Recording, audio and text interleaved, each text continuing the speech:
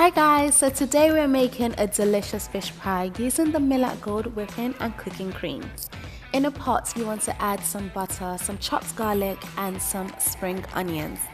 You want to saute this until your spring onions have slightly softened, then go in with some curry and some flour. Cook for an additional 2 to 3 minutes and then pour in your lovely Millac Gold whipping and cooking cream. Seasoning this with a fish stock cube, some salt and some freshly cracked black pepper.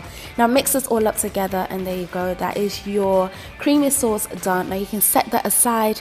Now I've got some sweet potato here. Now of course you can use Irish potato if you want. Now I'm just going to go in with an extra splash of the Millac Gold whipping and cooking cream. I'm going to season this very simply with some salt and some freshly cracked black pepper.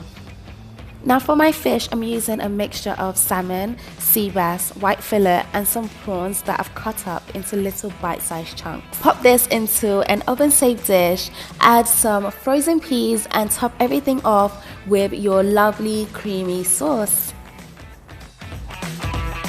Now for some extra frills, you can pipe on your sweet potato mash and then you just want to top everything off with some beautiful grated cheese. I'm using Parmesan here. You can use whatever cheese that you like.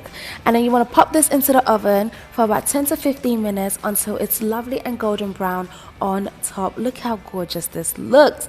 And there you go guys, this is my curried fish pie with sweet potato mash. I really hope you try this recipe out and I will see you again very soon. Bye guys.